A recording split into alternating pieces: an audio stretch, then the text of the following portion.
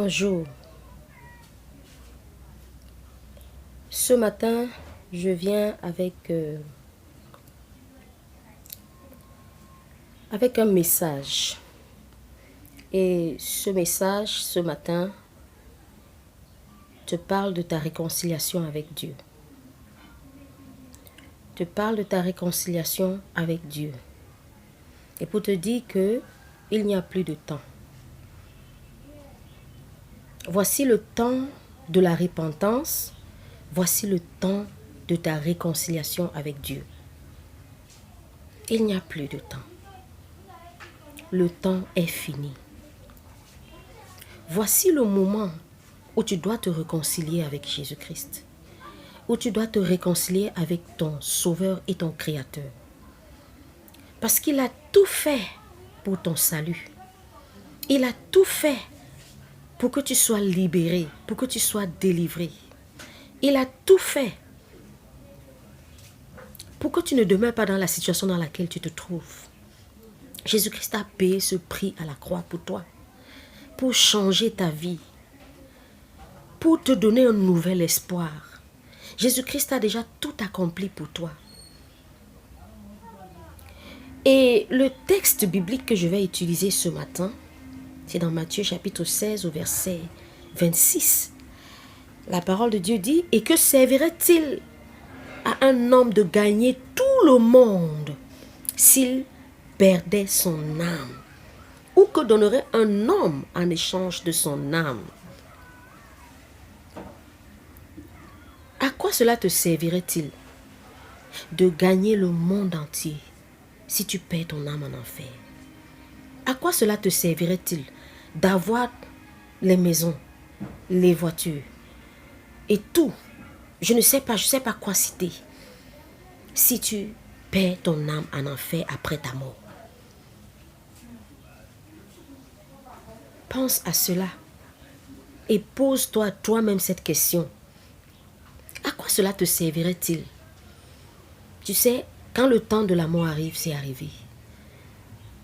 Et quand tu vas mourir, quel compte vas-tu rendre à Dieu? Que lui diras-tu que tu avais fait? La parole de Dieu t'a déjà été prêchée à plusieurs reprises, mais tu endurcis ton cœur. Tu ne veux pas te réconcilier avec Dieu. Parce que tu préfères les choses de ce monde.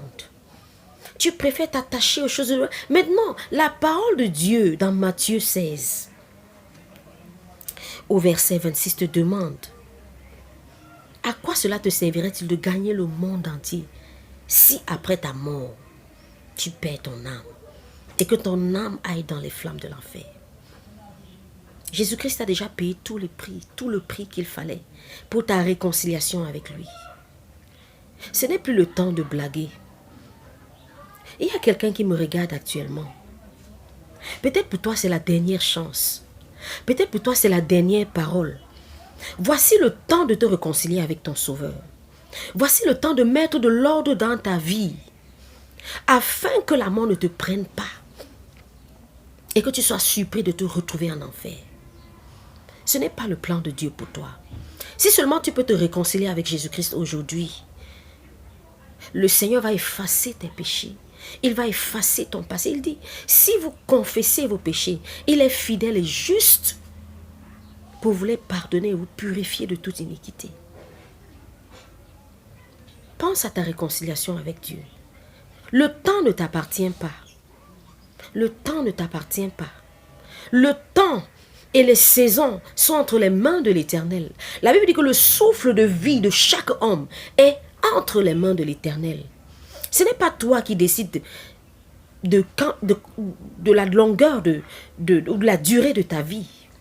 On ne sait jamais. La mort peut frapper à n'importe quel moment. Et si tu ne t'es pas réconcilié avec Dieu, tu iras directement en enfer. L'enfer est réel. J'ai vu l'enfer. J'ai vu l'enfer de mes propres yeux. L'enfer est réel. C'est un endroit que tu ne pourrais pas souhaiter même à ton pire ennemi. Si tu as écouté ce message et que tu as été touché dans ton cœur, je voudrais te demander de t'agenouiller là où tu es. Et je vais prier. Et tu vas répéter cette prière après moi. Tu vas dire, Seigneur Jésus-Christ, Je viens ce matin tel que je suis pour te donner toute ma vie, pour te donner tout mon cœur, pour te donner tout ce que je suis et tout ce que j'ai. Viens prendre ta première place en moi. Pardonne tous mes péchés et lave-moi avec ton précieux sang. Je t'accepte aujourd'hui comme mon Seigneur et mon Sauveur personnel. Merci Seigneur Jésus-Christ. Je vais prier pour toi.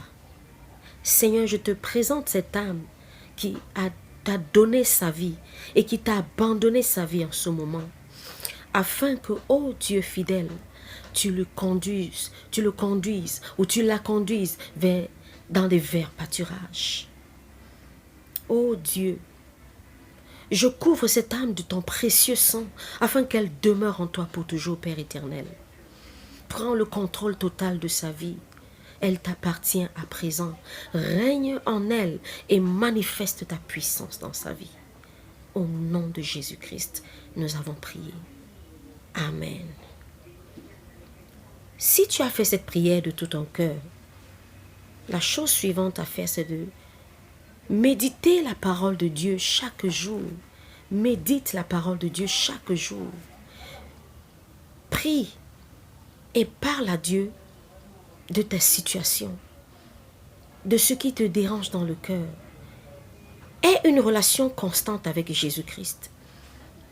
Et prie afin qu'il te montre une église, une véritable église où tu iras pour recevoir régulièrement les enseignements de la parole de Dieu qui te permettront de grandir dans ta nouvelle foi. Au nom de Jésus-Christ. Amen.